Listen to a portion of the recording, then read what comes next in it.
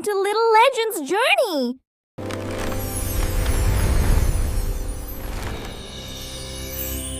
சிறுதடிக்கும் கதைகள்.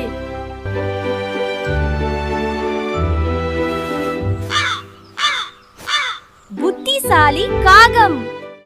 செல்லக்குட்டிகளா, இங்க கவனிங்க. ஒரு அழகான ஊர்ல ஒரு கருப்பு காகம் இருந்துச்சாம். அந்த காகம் ஒரு நாள் ரொம்ப தூரம் பறந்து போச்சாம். அப்போ என்ன ஆச்சு தெரியுமா? சூரிய மாமா பயங்கரமா கோவப்பட்டு வெயில வாரி இறைச்சாரு. பாவம் காகத்துக்கு தொண்டையெல்லாம் காஞ்சு போய் தாகம் தாகம்னு கத்திச்சான். குளத்துல பார்த்தா தண்ணி இல்ல, குட்டையில பார்த்தா தண்ணி இல்ல.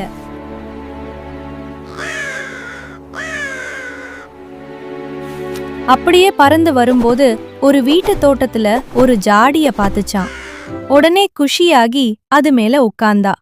அட பாவமே, தண்ணி! ஜாடிக்கு அடியில கொஞ்சோண்டு தான் இருந்துச்சு. காகம் தன் அலக உள்ள விட்டு பார்த்துச்சு.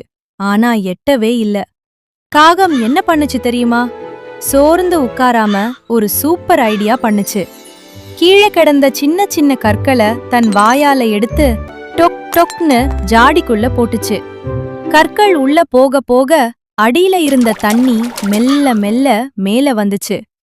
கடைசியில தண்ணி ஜாடி மேல வரைக்கும் வந்ததும் காகம் ஜாலின்னு தாகம் தீர தண்ணி குடிச்சிட்டு தெம்பா கா கான்னு கத்திட்டு பறந்து போச்சான்.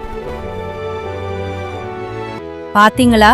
காகம் மூளைய யூஸ் பண்ணி கஷ்டப்பட்டு வேலை செஞ்சதுனால தானே அதுக்கு தண்ணி கிடைச்சது. நாமளும் காகம் மாதிரி எதையும் யோசிச்சு செஞ்சா கண்டிப்பா ஜெயிக்கலாம்.